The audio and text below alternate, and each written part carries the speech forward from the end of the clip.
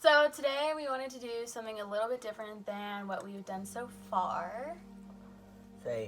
For today's video, we decided to talk about things we wish we knew before having our baby boy. We have came up with 12 things we wish we knew before having this little monkey. There's obviously a lot more things that we wish we had the knowledge about, but this is kind of a shortened list of generic things that I find important. Do you find them important as well? Yeah, the most important that I could think of. Okay, so you ready to get started? ¿Estás listo? Estoy listo. Okay. Vámonos. You want a concha? So, number one, we wish that we knew the importance of organization when it comes to not only our things, but the baby's things. So, like,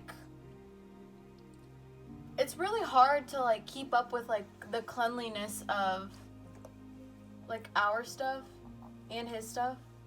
Yeah. Not only, like, physically, like, cleaning, like, the room, like, our room and stuff, but, like, paperwork, right? Just everything in general, like keeping track of his stuff and keeping track of your stuff. Bless you. Bless you. Are you done interrupting? Thank you. Gosh. You have to organize for your day ahead and keep it planned, and or at least try your best to make things a lot easier. It's like there's not enough time in the day to get stuff done because you're watching him at the same time because you go to work. So anytime that we are watching him, it's usually like one of us. So like if I'm somewhere, it's you, and like there's stuff that you have to get done, but the organization aspect, you know. Yeah. Number 2 is we wish we knew how hard it would be on our personal relationship. So like we knew it was gonna be hard, but I didn't really think that we were. Did you just wipe your nose on him? No. We knew it was gonna be hard, like on a relationship, but I didn't think we knew how hard it actually was going to be. Like the amount of fights we got in over little things. You want it? We would fight over like little things all the time, and we would blow them like super out of proportion, and we would get really like aggravated about like not even big things. Like I used to get so mad at you for like little things, and then make it something so much bigger than it had to be because I felt like all of my stress about taking care of the baby was like put upon you. But then again, it was again with being organized. Like we would get mad over like feeding him or stuff like that, you know, or warming up his bottle basically, and or changing his diaper. Yeah, and the way you would like not have things ready, it would aggravate you because the baby is crying, and it's, you know, 3 a.m. in the morning. 3 a.m. in the morning. I think he wants the chips. ¿Qué? Sabritones. Sabritones? They are wheat flour snack with chili and lemon. I don't believe that. I think that is the translation. I think they translated that because that's lime. Don't you think? Let them believe they got it right. So number 3 is we wish that we knew how much patience was actually involved and how much it was going to take to be patient with not only each other but especially the baby. Waking up in the middle of the night. When he was a newborn, I think it was really, really hard because he was on a schedule of like every 3 hours he needed to eat, but our bodies as adults, we sleep 8 hours at night, you know, so it was hard to continue waking up and then having to wake up the next day and act like normal. So like you still were working 8 hours a day, I was working 8 hours a day. So it was just hard. Like we were exhausted a lot of times. It was hard to figure out what was wrong with him. Like I think the patience aspect was, okay, we're not gonna get it right every single time. you know, so like we're gonna have to be patient. Like he has no other way of communicating with us, so we need to be patient with each other and communicate together and fight the problem. That's like our big thing, is like we used to struggle a lot with fighting each other rather than fighting the problem.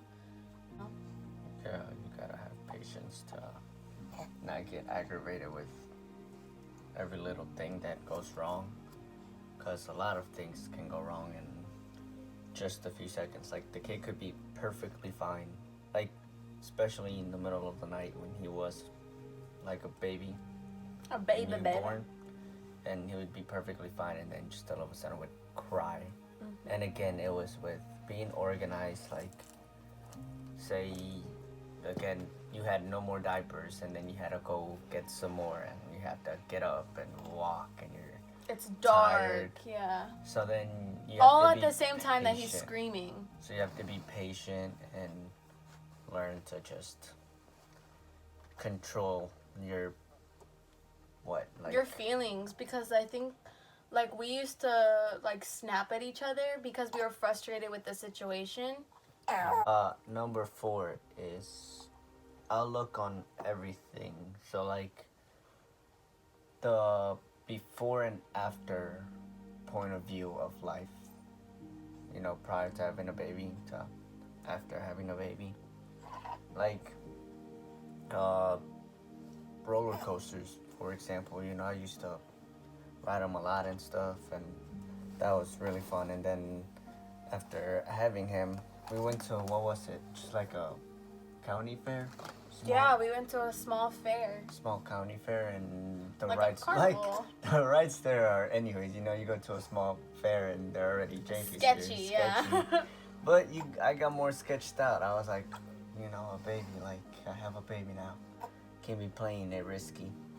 There's a risk. It was like, it's weird because like I used to love horror movies, and now like when you like ask when we have a movie night and you're like, what do you want to watch, like a scary movie? I'm like, no, I don't want to watch a scary movie. Like gory stuff, I can't do it anymore. You want one?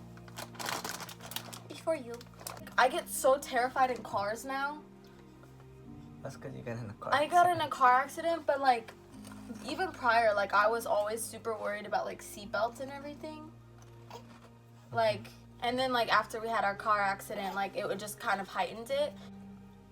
I wish we knew how bad the 4th trimester was gonna be. So nobody ever tells you what happens after you give birth, right? Nobody tells you how hard it's gonna be as soon as you leave the hospital, mentally, physically, emotionally.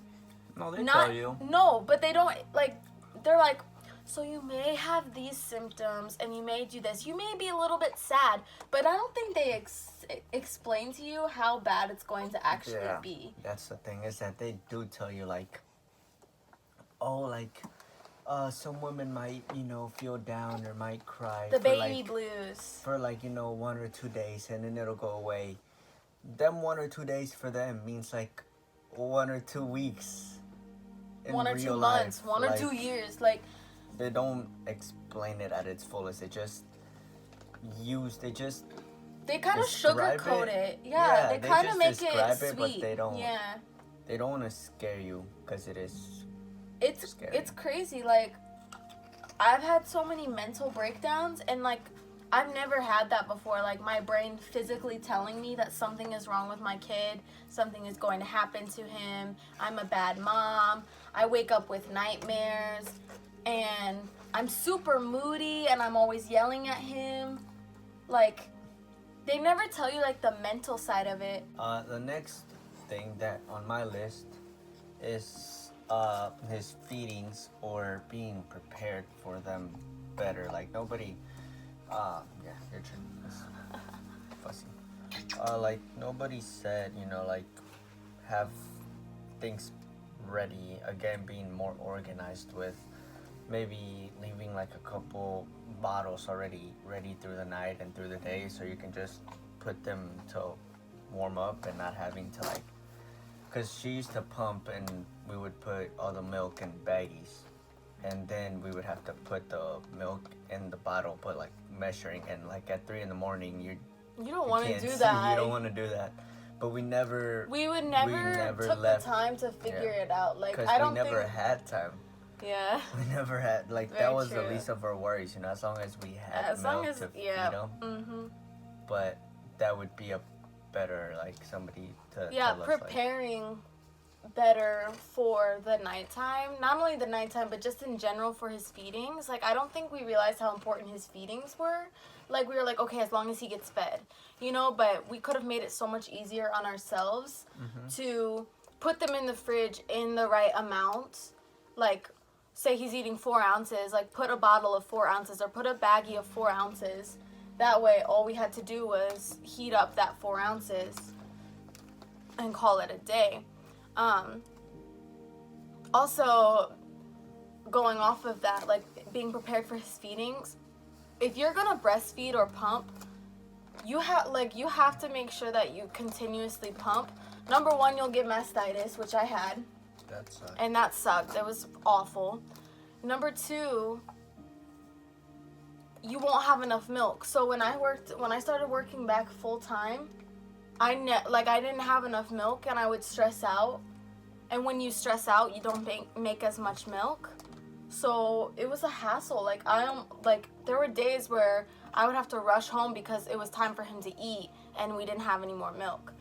So pump on a regular schedule, and don't be like, oh, it's okay, like, I'll pump a lot tomorrow. I think asking your partner is really important, like, to help you, because without, like, your help, I don't think I would have been able to do any of it, and I think we would have been frustrated and we would have fought a lot. Yeah. Uh-oh. What happened? Nose goes. Nose goes. Necesito ayuda. Nose goes. Necesito ayuda. Nose Ayúdame. No, you always do nose I need goes. a diaper. You're gonna walk over there, right? No. Where the diapers at? Will you go get me a diaper? So the next one is finding your own parenting groove. I think, like, you don't really, like, I feel like I thought it was going to be much easier to be a parent and make decisions. Like, whenever I was pregnant, I didn't really think that I was going to have to make parenting decisions until he was older. Do you know what I'm saying? Like, I didn't realize I was going to have to parent my child when he's a baby. Does that make sense? Like, every decision that we make is a parenting choice. Like, it's just like, okay, you can't go out tonight because you have to finish your homework. Like, that's what I thought parenting was. Every decision that we do, okay, we're not going to give him a pacifier, or we're not going to put him in this. You know what I'm saying? Like, every little decision was a parenting choice. And I didn't realize that you were going to have to parent, and you were going to have to parent as your own person. Like, we weren't copying anybody else's, and, like... Yeah, I never thought about it that way, actually. Like, you always think parenting is just, like, you're grounded, or... Like, the discipline aspect, or, like, certain decisions when they're older. Yeah, but you never think that, like, you know, when the kid is born and you decide to put a pacifier, or, you know... Cloth diapers, or regular whatever, diapers. Like, whatever he's even gonna wear for the day, like, you're making a choice, and there's small things. You didn't know how to do that stuff. Oh, like the technical, huh? like the technical stuff, like they never showed me how, or like my dad or her dad never showed us how to do, like, the car seat, the strapping it, the base. So that was a struggle. It's just like the little things, like, that you think that you're gonna be able to do or figure out, like, we were never told about, you know, like I remember pulling the straps on his car seat. You know how you have to push a button and pull the straps so that it gets bigger for him to fit better. I never knew that. I just thought it was like, you know, like, buckle them in. Yeah, there's no different sizes. Okay, are we supposed to put diaper cream on him all the time, or only when he has a rash, or everywhere, or only... Yeah, only the parts that have a rash. Like, every little thing, like, we didn't know how to do. okay, well, when do we change his clothes? Are we supposed to change them every time he throws up on them? Are we supposed to put a bib on him as an Honestly, infant? this kid had it. This kid never wears clothes. Yeah. So the next one is unsolicited parenting advice. So From everyone. everyone will tell you what they think is best for your child, when in reality, you decide what's best for your child because you know your child the best. And honestly, it's not their child to parent. So, like, there's a difference between giving advice and then telling them, I know better than you because I've done it before. People are going to tell you, or not even tell you, but they're just like going to do it. So, like, if somebody's watching our kid or we take them to an event or something and like they just decide in the moment that this is what's best for your kid, you have to put your foot down and kind of make the decision and say, this is what I want for my child. Thank you for your advice, but we're gonna go this way. And I'm not saying like you can't get advice, because we've taken a lot of advice and tried it out and it just didn't work for us, and it just didn't work for him. Yeah, it's a lot of with everything that people just wanna, even people who don't have kids. Mm-hmm.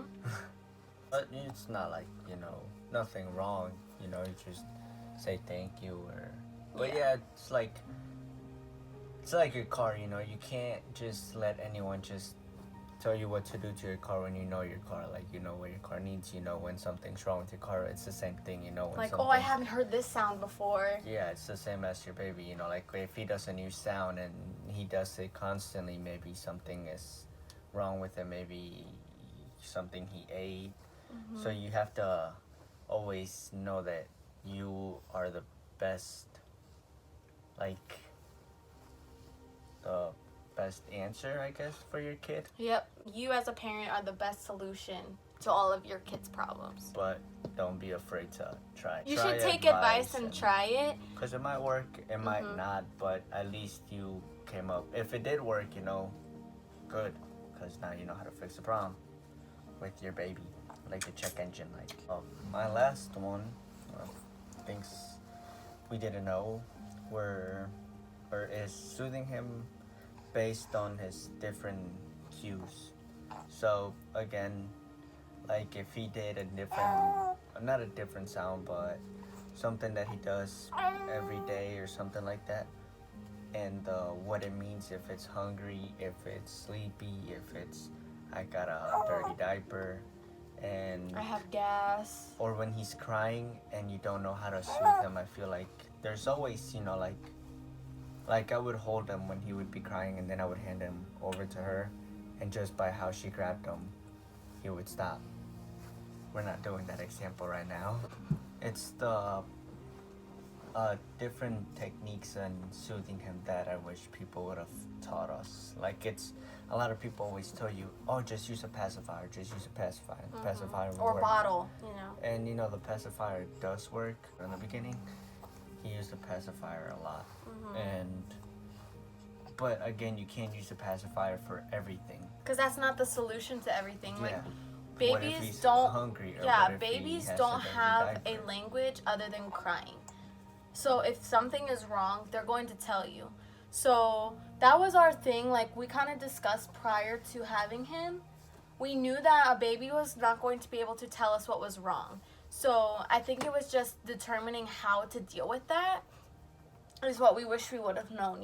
Like, okay, well, I need to listen to how he's crying, or I need to look at him and see what he's doing, the sounds that he's making. Just like reading his cues was really hard to figure out until like we really focused on that and realized, okay, when he cries, something is obviously wrong. So we kind of went through like a checklist. Like, okay, well, we just changed his diaper. Yeah. We just fed him.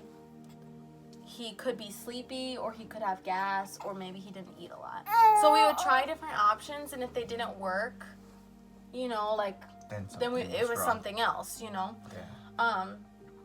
But like along with that, like the consistency, like you can't just like put a bottle in his mouth for 2 seconds and be like, he's still crying, something's wrong with him.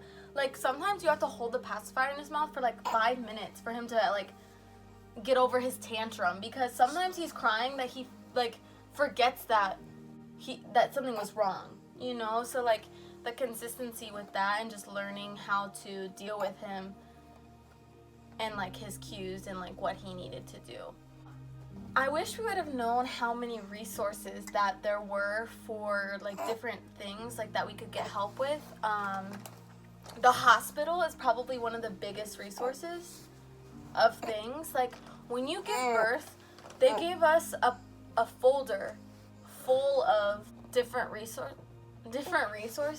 right? Like it literally had like a pamphlet for everything, like websites to go to, places to go to, places to call. They said that we could call the hospital back and ask them questions, like especially the lactation consultant. That lady was amazing. Outside of the hospital, like WIC, like the things that WIC can do for you, and like if you sign up for that, like they give you free baby food and stuff like that. If you like, you know, different organizations, like if you're a single mom or a single dad, the organizations that can help you with that. What are you doing? Single dad, huh, buddy? Blaine.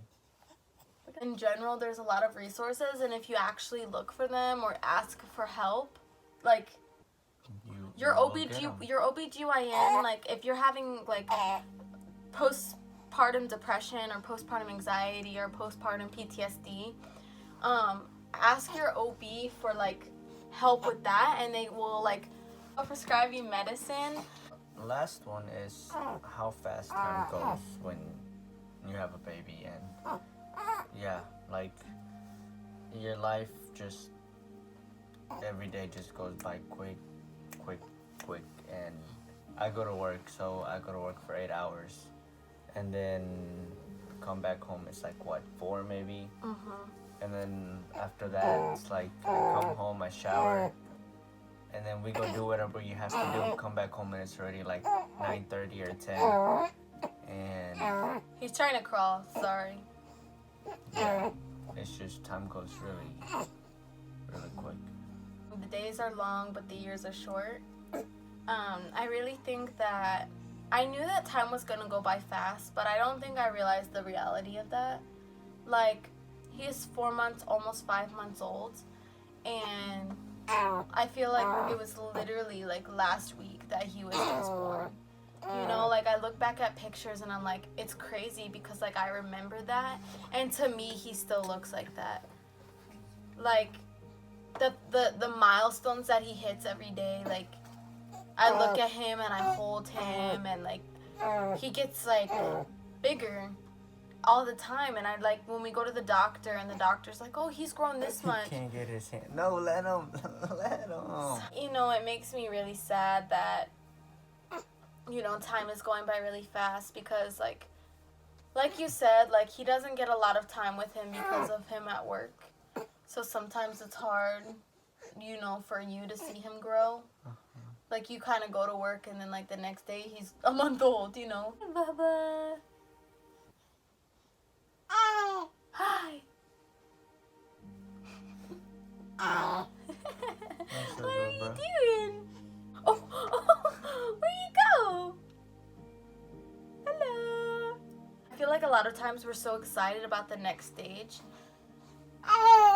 that we rush and we regret having such a short period of time. You know? I mean, for me, the baby stage was fun and all, but I just can't wait for the baby to grow. So when he grows, it's like, it's sad, but it's cool because it's like you interact more with your kid once he gets older and older because he interacts with you back. So when he was a baby, all he would do was eat and sleep, and you know you're still like, that's your baby, and you spend all your time with him, but time just goes by quick. So when he gets older, it's cool to see them grow and to see them learn new things. I miss the newborn stage because I miss him being dependent. You know what I'm saying? Like I miss being the only one. I miss being the only one that could comfort him, or the only one that he wanted, or like that he wanted to be held by, or the closeness of that. You know what I'm saying? I have loved every stage so far. Like, I love this stage. Obviously, he doesn't shut up. I love this stage! Yeah, those are kind of all of the things that we wish that we knew before we had him. Like, just like, not wish that we knew in a way that, oh, well, I wish I would have known this, but I wish I would I wish I would know this to prepare myself. And yeah, in order to make things easier on you, things that happen to you like on a daily basis once you become a parent, but that nobody in depth and explains to you how to prepare for it or what to expect. Yeah. But it's been really fun. It has been. I wouldn't trade it for the world. I wouldn't trade it for the world.